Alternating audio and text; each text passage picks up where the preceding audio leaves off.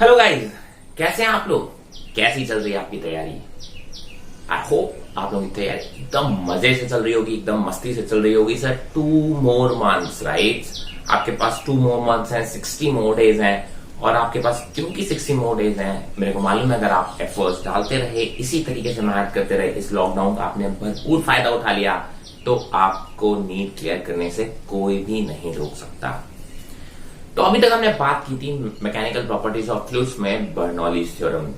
तो आज हम एक छोटा सा एप्लीकेशन और रह गया था बर्नौलीज थ्योरम का, उसको कवर करेंगे एंड उसके बाद हम बात करेंगे फ्रिक्शन एंड सरफेस टेंशन की। My name is Vivek Singh Rathore and let's start our new class. So the last application of Bernoulli's theorem is basically Venturi meter. What is Venturi meter? The Venturi meter is a device to measure the rate of flow. ठीक है, किसी भी pipe में कितनी speed से कोई भी liquid flow कर रहा है, that if you have to find you use venturi metre. तो जिस पाइप में आपको ये फ्लो पता करना था, हमने कहा सर उसको बीच में से कट करके वहां पे एक ये इस टाइप का डिवाइस आपको फिट कर दिया जाता है। ठीक है, ये पाइप है जिसमें से आपको फ्लो करना देखिए इधर और इधर, इस बीच में मैंने कट करके ये वेंचुरी मीटर लगा दिया है। ठीक है, and by applying the Bernoulli's theorem at these 2 points we can find the velocity of the fluid जो कि इस पाइप में है। hope this is very clear। तो जो वेलोसिटी आपको देखो लगाना कुछ भी नहीं है सर, आपको 2 ही चीजें अप्लाई करनी होती है, एक बर्नौलीज करनी होती है और आपको इक्वेशन ऑफ कंटिन्यूटी करनी होती है। ठीक है, 2 इक्वेशन को आप फिल करेंगे। यहाँ पे इस ट्यूब में जो है वो दूसरा लिक्विड है तो मर्क्यूरी भरा होता है जनरली, और इस लिक्विड की डेंसिटी हमने मान लिया है रो है। तो जो इसमें स्पीड आती है v1 वो कुछ इस तरीके से आती है under root of rho mgh upon rho into a square upon small a square -1 whole to the power -1/2। Actually ये नीचे रूट में आता है। ठीक है, इसको लिखने के लिए हमने ऊपर ले लिया तो हम -1/2 करते हैं और इसे रूट से बाहर लिखते हैं, पावर में लिख दिया। तो यहाँ पे देखिए डेंसिटी क्या है सर, ये रो m क्या है, रो m है डेंसिटी ऑफ मर्करी जो कि इस वाले में फ्लूइड में फिल है। H क्या है सर, यहाँ पे आपको देखेंगे 2 लेवल में मर्क्यूरी में डिफरेंस आएगा, ये वो H है। ये रो आपका लिक्विड का रो है, ये एरिया नॉर्मल पाइप का एरिया इसको एरिया है, और ये जो स्मॉल ए है वो पतले से पाइप का वेंचुरी मीटर के पाइप का आप कह सकते हो एरिया है। तो अगर आपको ये रिलेशन याद आ जाए तो बहुत अच्छी बात है, नहीं तो आपको Bernoulli's theorem and equation of continuity apply करनी है दोनों में और आप इस वेलोसिटी को निकाल सकते हैं। मैंने एक छोटा सा और पॉइंट हम नोट कर लेते हैं। मैंने कहा अगर 2 पॉइंट्स हैं जिससे ये फ्लो हो रहा है, ये दोनों पॉइंट्स आप बोल सकते हैं सेम हाइट पर हैं। ये पाइप ऑलमोस्ट देखिए इसकी थिकनेस एक जगह थोड़ी सी कम है, एक जगह थोड़ी ज्यादा है। आप बोलेंगे कि मैं ग्राउंड से देखूं तो दोनों की लगभग हाइट कैसी है, एवरेज सेम है। तो इस चीज में ध्यान रखना, मतलब दोनों ही जगह पे आप बोल सकते हो potential energy per unit volume कैसा होगा, सेम होगा, तो वो कैंसिल आउट हो जाएगा। तो आप बोल सकते हो pressure energy per unit volume और kinetic energy per unit volume का सम भी कांस्टेंट होगा, बिकॉज दोनों साइड जो potential energy per unit volume आने वाला है वो कैसा आने वाला है, सेम।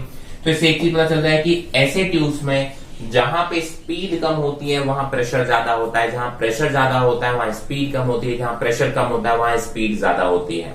तो कई सारे प्रैक्टिकल एप्लीकेशन इस पे बेस्ड हैं, जो जैसे कि हमारा स्प्रे होता है, एटमाइजर होता है, लिक्विड ड्रॉप अगर आपने देखा है। ठीक है, आपने बोला कि एरोप्लेन की विंग्स का शेप जो है, ठीक है, वो सब इन चीजों पे डिपेंड करता है, ये इस पर्टिकुलर एप्लीकेशन पे डिपेंड करता है बर्नौलीज थ्योरम के। ठीक है, now we will move on to the viscosity. What is viscosity? Basically viscosity is liquid friction। अभी तक हमने जितने भी लिक्विड्स की बात की थी वो हमने बात की थी आइडियल फ्लूइड्स की, आइडियल लिक्विड्स की। बट अब हम बात करने वाले हैं सर नॉन आइडियल फ्लूइड, जिसमें आप कह सकते हो लिक्विड फ्रिक्शन होगा, यानी विस्कोसिटी होगी। ठीक है, मैंने viscosity nothing but the liquid friction. मैंने कहा देखिए लिक्विड फ्रिक्शन हम मेजर कैसे करते हैं। मैंने कहा देखिए आप बोलते हैं सर ये लोअर मोस्ट लेयर है और उसके ऊपर लेयर्स बाय लेयर्स आप बोल सकते हैं लिक्विड है। अगर मैंने ऊपर वाली लेयर को प्रेस करके धीमे धीमे आगे मूव कराने की कोशिश की तो देखिए ये नीचे वाली लेयर को अपने साथ खींचने की कोशिश करेगा, ये अपनी नीचे वाली लेयर को खींचने की कोशिश करेगा, ये अपने ऐसे करके हर कोई अपनी नीचे वाली लेयर को भी अपने साथ ले जाने की कोशिश करेगा ड्यू टू फ्रिक्शन।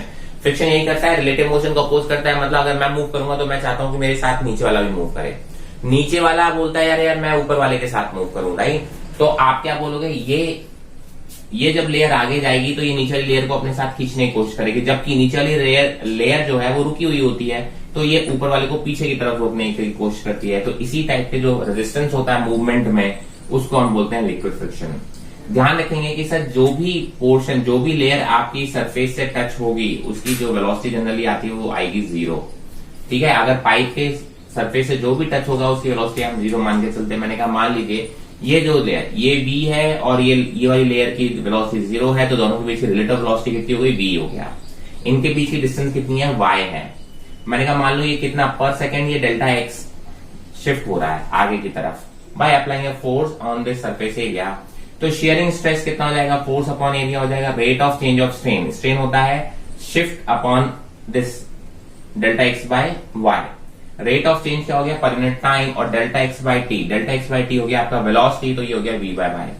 तो जो कोफिशिएंट ऑफ विस्कोसिटी किसी भी लिक्विड के लिए, ये ईटा जो डिफाइन करते हो coefficient of viscosity, that is equal to stress, shearing stress upon strain rate, और ये वैल्यू ऐसे आती है। तो आप बोलते हो the force which is required to maintain this constant velocity, अगर हमने कोई फोर्स नहीं लगाया तो डेफिनेटली आप बोलोगे नीचे वाले की वजह से, फ्रिक्शन की वजह से ये वेलोसिटी स्लो डाउन होने लगेगी।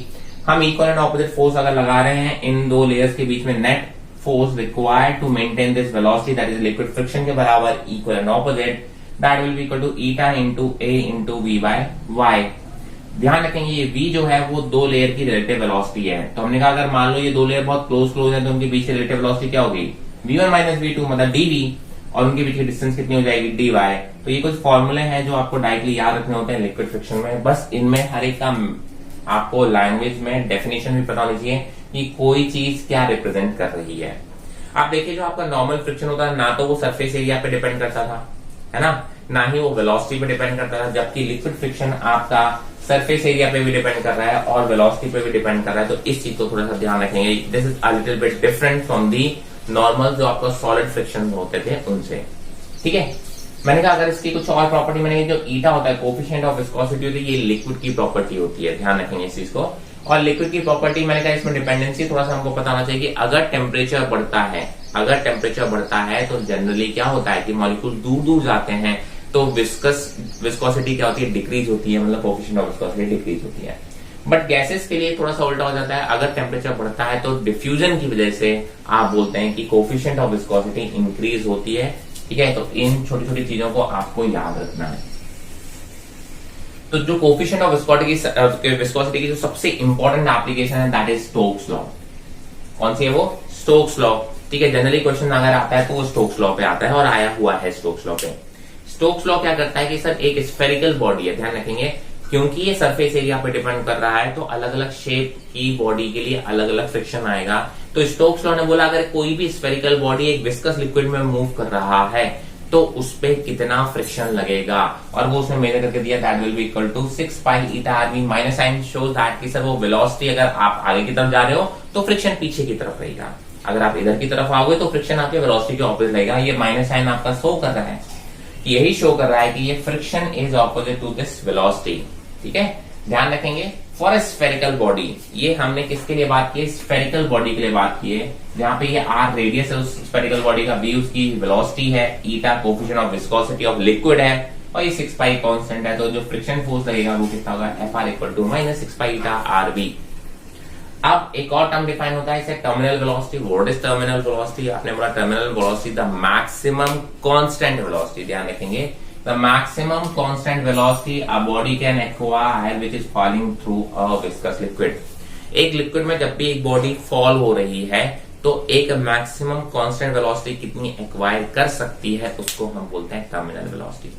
देखिए जब भी आपने एक बॉडी को, हैवी बॉडी को लिक्विड में थ्रो किया तो वो वेट की वजह से नीचे जाना लगेगी। देखिए वेट उस पर नीचे की तरफ लग रहा है और फ्रिक्शन आपका वो बायंड फोर्स आपको पीछे की तरफ, ऊपर की तरफ लग रहा है, तो इस वजह से नेट एक्सेलरेशन नीचे की तरफ होगा। आप जैसे जैसे ये नेट एक्सेलरेशन की वजह से उसकी वेलोसिटी आएगी तो एक फ्रिक्शन फोर्स भी ऊपर की तरफ लगने लगेगा।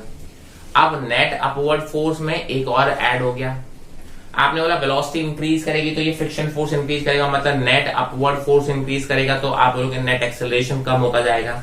और एक ऐसा इंस्टेंट आएगा जब नेट अपवर्ड फोर्स और डाउनवर्ड फोर्स कैसे हो जाएंगे, इक्वल हो जाएंगे। आप बोलोगे उस टाइम पे एक्सेलरेशन कितना हो जाएगा, 0, और आप बोलोगे उस पॉइंट पे जो वेलोसिटी है वो कांस्टेंट हो जाएगी। अब वेलोसिटी इंक्रीज नहीं करेगी तो कोई भी फोर्स का कंपोनेंट चेंज नहीं होगा, तो एक्सेलरेशन की वैल्यू अब 0 ही रह जाने वाली है। तो उस टाइम पे जो वेलोसिटी अचीव होती है, ठीक है, आपको अगर ये फॉर्मूला याद नहीं रहे तो ये कंडीशन जरूर याद रखना चाहिए, sir at the point of terminal velocity the net upward force यानी force of buoyancy plus friction force is equal to net weight, नीचे डाउनवर्ड फोर्स है। उसको आप फॉर्मूला रख के आपने ये निकाला। अगर आपको डायरेक्ट फॉर्मूला याद आ जाए तो बहुत अच्छी बात है। 2/9 r² into density of body minus density of liquid into g. ये टर्म्स भी आपको बहुत क्लियर होनी चाहिए। Density of body minus density of liquid into g, और आर क्या है, radius of the spherical body. हम स्फेरिकल बॉडी के लिए टर्मिनल वेलोसिटी डिफाइन कर रहे हैं, और कोफिशिएंट ऑफ विस्कोसिटी ईटा है, and this g is acceleration due to gravity. So I hope this is very clear.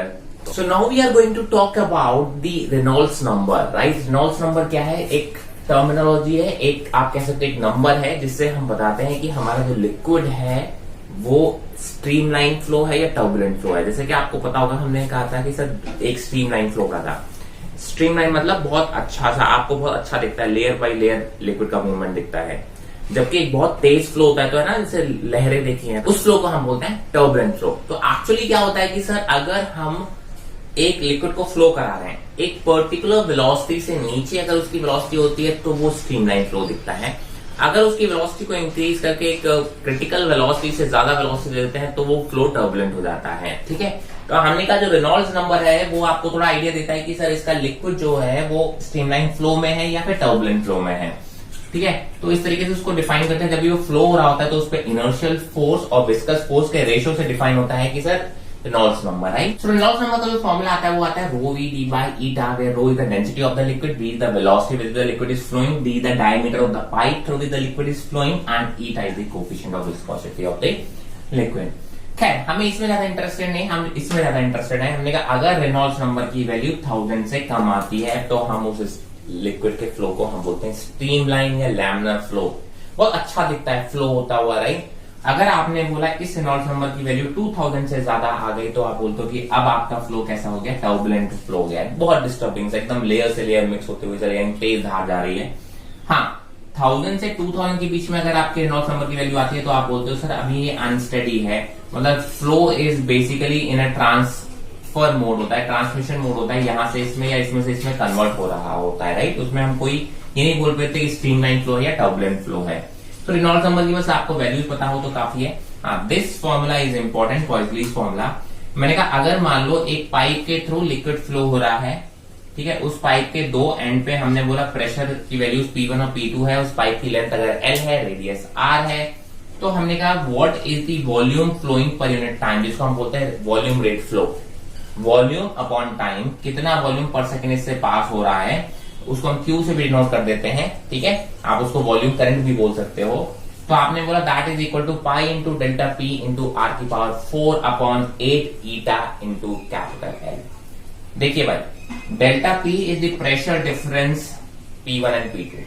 ठीक है, P1 बड़ा होगा, P2 अगर आपने बोला लिक्विड इधर की तरफ फ्लो हो रहा है, ऑब्वियसली हायर प्रेशर से लोअर प्रेशर नॉर्मली कैसे फ्लो होता है, हायर प्रेशर से लोअर प्रेशर। तो P1 और P2 के बीच का डिफरेंस है ये डेल्टा P। R रेडियस है इस पाइप के, उसका power 4/8, eta is the coefficient of viscosity of the liquid, and L is the length of the pipe, जिन दो पॉइंट्स के बीच की हम बातें करना चाह रहे हैं। तो ये फॉर्मूला आपको अगर डायरेक्टली याद आ जाएगा तो क्वेश्चन आपसे बन जाएंगे। ठीक है, हालांकि अभी तक इससे ऐसे क्वेश्चन पूछे नहीं गए हैं। क्वेश्चन पूछे जाते हैं इस पोर्शन से, जिसको हम बोलते हैं सरफेस टेंशन। सरफेस टेंशन एक इंपॉर्टेंट भी काफी फिनोमिना है ना, प्रैक्टिकल लाइफ में बहुत ज्यादा यूज होता है, आपको शायद पता भी नहीं हो।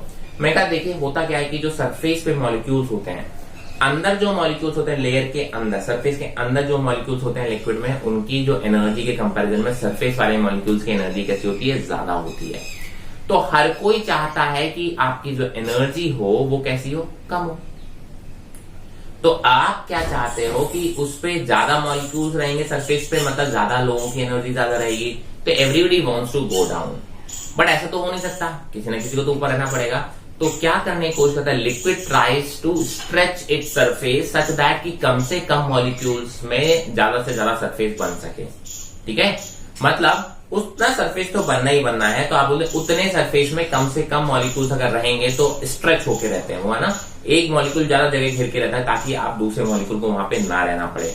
तो दैट्स व्हाई आप बोल सकते हो कि free surface of liquid behaves like a stretched membrane, and this phenomena किसकी वजह से होता है, सरफेस टेंशन की वजह से होता है। और सरफेस टेंशन किसकी वजह से आ रहा है, it arises due to intermolecular cohesive force, एक दूसरे को खींच रहे हैं ना आपस के मॉलिक्यूल्स, तो आप बोलते हो उनकी वजह से ये सरफेस टेंशन फिनोमेना हो रहा है। एंड इसके बहुत सारे एप्लीकेशन है। फॉर एग्जाम्पल आपने बोला एक नीडल लो, नीडल की डेंसिटी लिक्विड से बहुत ज्यादा होती है, अगर आप नीडल को ऐसे वर्टिकल उसमें छोड़ दोगे तो नीडल गिर जाएगा। बट अगर नीडल को बहुत प्यार से उसको आप संभाल के लेयर पे रख दो तो वो स्ट्रेच मेम्ब्रेन की वजह से नीडल आपको उस पे लेयर पे रुक सकता है। दैट इज आप बोल सकते हो उसकी जो वेट है वो सरफेस टेंशन का जो फोर्स है वो उसको बैलेंस कर सकता है। ठीक है, ऐसे कई सारे फिनोमेना है सरफेस टेंशन के। मैंने कहा मान लो ये फ्री सरफेस है, फ्री सरफेस हमने एक इमेजिनरी लाइन ड्रॉ की और इस लाइन के मॉलिक्यूल्स पे दोनों तरफ से खिंचाव फोर्स लग रहा है। मैंने कहा ये एवरेज फोर्स F लग रहा है in this total length L के मॉलिक्यूल्स में, तो जो सरफेस टेंशन डिफाइन होता है that is force per unit length.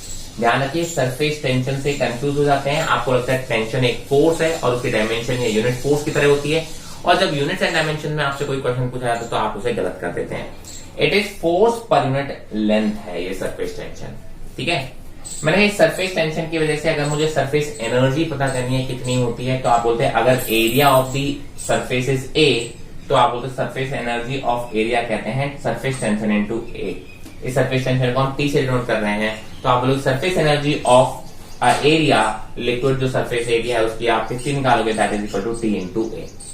ठीक है, मैंने कहा अगर सोप बबल की बात करें या थिन फिल्म की बात करें, ध्यान रखिए। देखिए सरफेस का मतलब क्या होता है, सरफेस का मतलब होता है, देखिए अगर आप एक बकेट की बात करें तो बकेट में लिक्विड फिल है और लिक्विड का एकदम टॉप मोस्ट लेयर के बाहर क्या है, एयर। तो एयर और लिक्विड के बीच का जो इंटरफेस है उसको हम बोलते हैं सरफेस, वो फ्री सरफेस जिसको हम बोलते हैं, राइट।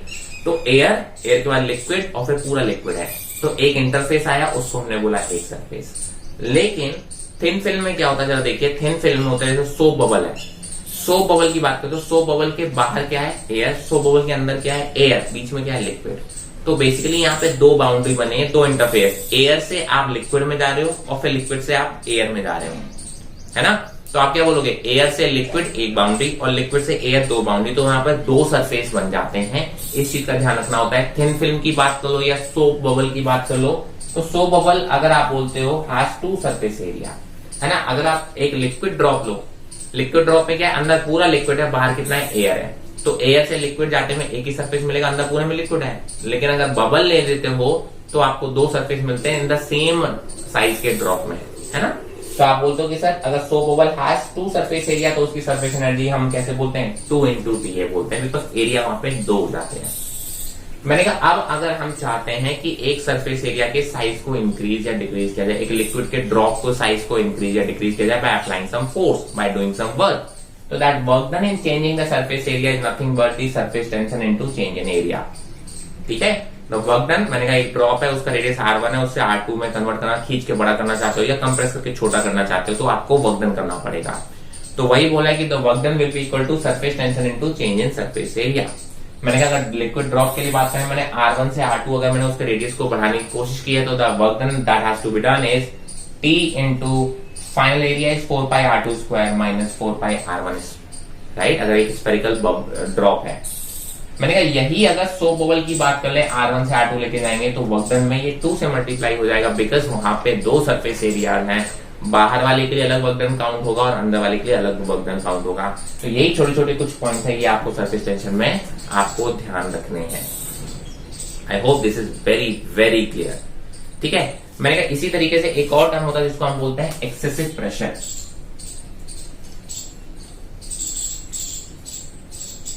एक्सेस प्रेशर बोल देते हैं। एक्सेस प्रेशर क्या होता है, मैंने कहा सर अगर एक ड्रॉप है, ये क्या है, एक लिक्विड ड्रॉप है, इस लिक्विड ड्रॉप के अंदर मान लो प्रेशर कितना है, Pi बोल दिया, और इसके बाहर जो प्रेशर है उसको मैंने P आउट बोल दिया।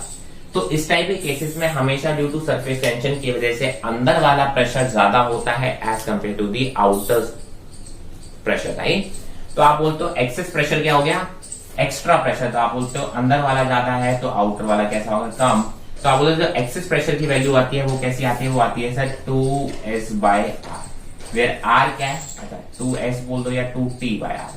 हम सरफेस टेंशन, कुछ बुक्स इसको टेंशन को सरफेस टेंशन को T से डिनोट करती हैं, कुछ लोग उसको S से डिनोट करते हैं। मैंने कहा सर मैं T से डिनोट कर रहा हूं तो मैं लिखूंगा 2T/R। मैंने कहा अगर ये एक लिक्विड ड्रॉप था, अगर लिक्विड ड्रॉप के अंदर और बाहर की बात करें तो जो प्रेशर है, मैंने कहा इनसाइड जो प्रेशर है उसको मैंने बोला Pi, आउटसाइड लिक्विड ड्रॉप के जो प्रेशर उसको P0, आप बोलोगे इन दोनों का जो डिफरेंस है that is equal to 2t/r, where r क्या है सर, इस ड्रॉप का रेडियस है। ठीक है, अंदर वाला सरफेस हमेशा जो इसमें लिक्विड भरा हो, इसमें लिक्विड भरा है, उसको हम अंदर जो है एक ये सरफेस ऐसा क्लोज हो रहा है।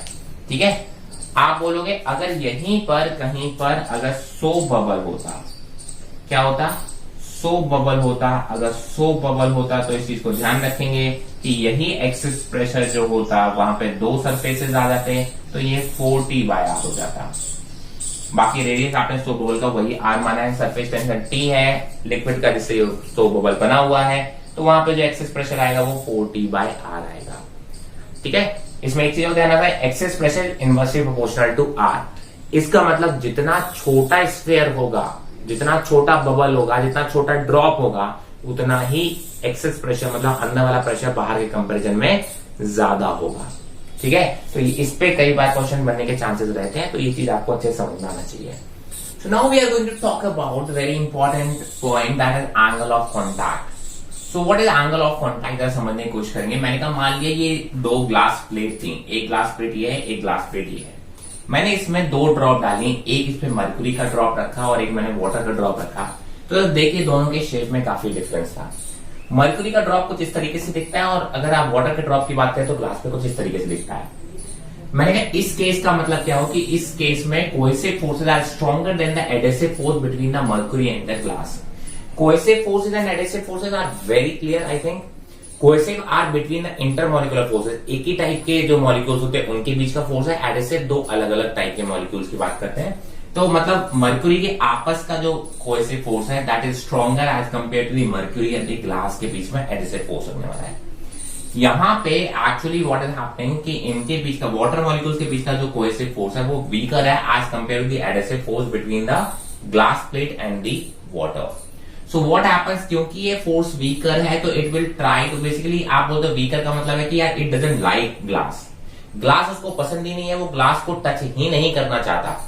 इसीलिए आप देखो उसने शेप को कुछ इस तरीके से लिया कि मिनिमम से मिनिमम सरफेस मेरा ग्लास से टच हो। जबकि यहां पे आप बोलते हैं एडेसिव फोर्सेस आर स्ट्रॉन्गर, मतलब ग्लास के साथ इनके फोर्सेस अट्रैक्शन ज्यादा है, तो वो चाहते हैं मैं ग्लास को ज्यादा ज्यादा टच करूं, तो मैं फैल जाता हूं, ड्रॉप कुछ इस तरीके से फैल जाती है। ठीक है, तो मैंने कहा सर इनके मेनिस्कस, ये जो सरफेस होता है इसको हम बोलते हैं मेनिस्कस। तो आप बोलते हैं ये जो सरफेस बनता है कॉन्वेक्स बनता है, मतलब आप देखिए ये लिक्विड अंदर है, बाहर की तरफ ये कॉन्वेक्स शेप का रहता है, इसमें लिक्विड अंदर है तो आप देखिए ये कॉन्केव शेप का रहता है। ठीक है, एंगल ऑफ कॉन्टैक्ट जरा देखिए क्या होता है। एंगल ऑफ कॉन्टैक्ट मैंने किसी पॉइंट पे, जो पॉइंट टच पे है उस पॉइंट पर अगर मैं टेंजेंट ड्रॉ करूं तो वो जो टेंजेंट है वो टेंजेंट सॉलिड के साथ लिक्विड वाले पोर्शन में, ध्यान रखें, the solid which is inside the liquid, ये देखिए उस पोर्शन से कितना एंगल बना रहा है, आप बोलोगे उसको बोलते हैं एंगल ऑफ कॉन्टैक्ट। सर ये वाला एंगल ऑफ कॉन्टैक्ट नहीं होगा बिकॉज यहाँ वाले में सरफेस में लिक्विड नहीं है, लिक्विड इस साइड है, तो आप बोलते हैं ये वाले एंगल की बात हो रही है। सिमिलरली यहाँ पे टेंजेंट ड्रॉ करेंगे इस वाटर सरफेस पे, तो आप बोलोगे सर ये वाला नहीं एंगल लेंगे क्योंकि यहाँ पे लिक्विड नहीं है, लिक्विड यहाँ है, तो हमेशा उस सरफेस से एंगल बोलते हैं टेंजेंट का जो कि सरफेस लिक्विड के टच में है। ठीक है, तो ऐसे केसेस में आप देखिए थीटा की वैल्यू आती है ग्रेटर देन 90 डिग्री, ऑब्ट्यूज बनता है जहां की कॉन्वेक्स मेनिस्कस होता है, और cos theta less than 0, obvious सी बात है। मैंने कहा ऐसे केसेस में ये थीटा लेस देन 90 डिग्री होता है, मतलब एक्यूट एंगल बनता है, और कॉस थीटा की वैल्यू कैसी होती है, ग्रेटर देन 0, मतलब पॉजिटिव होती है। ऐसे केस में लिक्विड सॉलिड को वेट नहीं करता, इसलिए आप कभी देखना मरकुरी ड्रॉप को जब आप ग्लास सरफेस पे रखते हो तो आप उसको ऐसे उठा सकते हो बड़े आराम से, और आप देखोगे मरकुरी का कोई भी पोर्शन वहां पे ड्रॉप नहीं रह जाएगा, है ना, एकदम ऐसे सॉलिड जैसे सेमी सॉलिड जैसे आपको ड्रॉप उठ जाता है। जबकि लिक्विड अगर हम बात करें वाटर ड्रॉप को अगर आप रखोगे आप उसको उठा नहीं पाओगे। इनफैक्ट आप देखना ग्लास के ऊपर अगर पानी फैलता है आप उसको कितना ही पोंछ लो थोड़ा बहुत पानी उसे चिपका रह ही जाता है, तो इसीलिए बोलते हैं इस टाइप के जो भी कंडीशन होगी उस केस में जो लिक्विड होगा वो सॉलिड को वेट करेगा, जबकि इस केस में जो लिक्विड होगा वो सॉलिड को वेट नहीं करेगा। तो ये कुछ प्रॉपर्टीज हैं, इन पे क्वेश्चंस पूछे जा चुके हैं और पूछे जाते रहे हैं। ये दो बहुत ही इंपॉर्टेंट हॉट टॉपिक हैं आज के लिए, थोड़ा ध्यान से देखेंगे। मैंने कहा इसी की एक एप्लीकेशन जिसको हम बोलते हैं कैपिलरी एक्शन, राइट। ये सब किसकी वजह से हो रहा है, सरफेस टेंशन की वजह से हो रहा है, ध्यान रखेंगे। यहाँ पे कैपिलरी एक्शन में क्या होता है, मैंने कहा सिर्फ कैपिलरीज क्या होते हैं, capillaries are very very very thin tube. Straw देखिए आपने, स्ट्रॉ में भी जो सबसे पतली स्ट्रॉज आती है, राइट, है ना, आप बोलते हैं जो स्टिरर होती है, कॉफी स्टिरर होते हैं, उनको हम बोलते हैं कैपिलरीज, वेरी थिन, है ना। आपने बोला कैपिलरी एक्शन क्या होता है, मैंने कहा अगर बहुत ही थिन कैपिलरी को किसी लिक्विड में अगर आप ऐसे डालते हैं तो आप कभी देखोगे ये लिक्विड का लेवल यहाँ था, लेकिन आप बोलोगे इसके अंदर का लेवल कभी कभी बढ़ जाता है या फिर इसके अंदर का लेवल कभी कभी गिर जाता है। इसी जो आप बोल सकते प्रोसेस को बोलते हैं हम कैपिलरी एक्शन। कब बढ़ता है कब गिरता है जरा देखेंगे। मैंने कहा सर इस केस में क्या होता है कि सर इस केस में ये सरफेस टेंशन की वजह से ये लिक्विड को ऊपर खींच के ले जाता है, क्योंकि ये वाटर है और ये ग्लास की कैपिलरी है। एंड क्या चाहता है, वाटर चाहता है कि मैं ग्लास को ज्यादा से ज्यादा टच करूं, तो वो कोशिश ये करता है कि वो ज्यादा से ज्यादा ग्लास को टच करने के चक्कर में ये ज्यादा से ज्यादा ग्लास के अंदर ऊपर उठ जाता है। जबकि मरकुरी ये चाहता है कि मैं ग्लास को कम से कम टच करूं, तो देखिए अंदर वाले पोर्शन में वो अपने लेवल को नॉर्मल लेवल से भी नीचे कर लेता है। ठीक है, अगर मैं इसको जूम करके देखूं तो ये कुछ ऐसा दिखता है। ये देखिए कॉनकेव मेनिस्कस बनेगा और इस केस में ये कॉन्वेक्स मेनिस्कस बनेगा। ठीक है, तो आप कह सकते हो ये उतना हाइट लिक्विड का राइज करता है जितने का जो वेट होता है वो सरफेस टेंशन जो ओपन सरफेस बना है लिक्विड का, उसका जो सरफेस टेंशन है वो उसको बैलेंस कर सकता है। केवल उतना हाइट का लिक्विड इसमें एक्स्ट्रा आ जाएगा, क्योंकि सरफेस टेंशन को पुल करके ऊपर लेके आएगा और उतना ही ऊपर खींच सकता है जितना सरफेस टेंशन उसके वेट को बैलेंस कर सकता है। तो ये भी ध्यान रखना कंसेप्ट वाइज कि सर ये जो लिक्विड है इसका जो वेट है ये इसका वेट जो सरफेस टेंशन की वजह से जो फोर्स आएगा उसके बराबर होगा।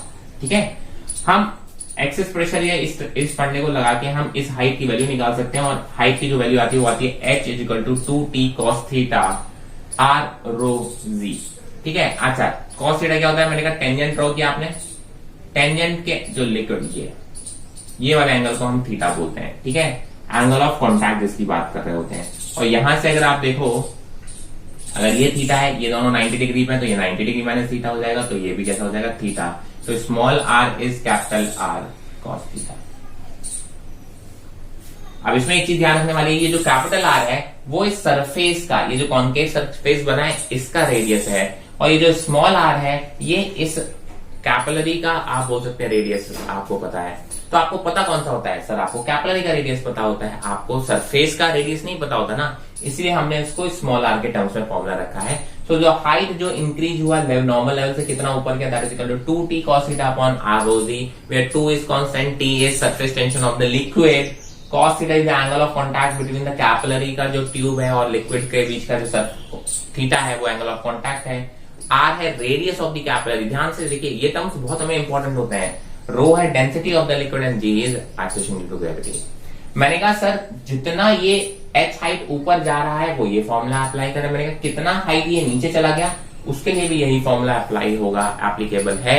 आप बस इसमें ध्यान रखें ये h नीचे चला गया और ये इसमें h ऊपर चला गया है। तो ये बात थी कैपिलरी एक्शन की, ये फॉर्मूला काफी इंपॉर्टेंट है। ठीक है, और इस फॉर्मूले में सारी टर्म्स भी आपको बहुत क्लियर होनी चाहिए, तभी आप इसको अप्लाई कर पाएंगे। कैपिलरी एक्शन की बहुत सारी प्रैक्टिकल एप्लीकेशन है। जरा आपने देखा होगा जो दीपक जलाते हैं, दीपक में एक साइड तेल होता है और एक साइड वो जलता रहता है, राइट। तो दीपक में होता क्या है सर, वो कॉटन में बहुत थिन कॉटन के थ्रेड्स के बीच में बहुत गैप बन जाता है जो कि कैपिलरीज का काम करती है। तो वो कैपिलरी लिक्विड को ऊपर की तरफ जो पोर्शन जल रहा होता है उसकी तरफ वो खींचती रहती है और लिक्विड आप बोल सकते हैं ऑयल आपका आगे की तरफ आता रहता है।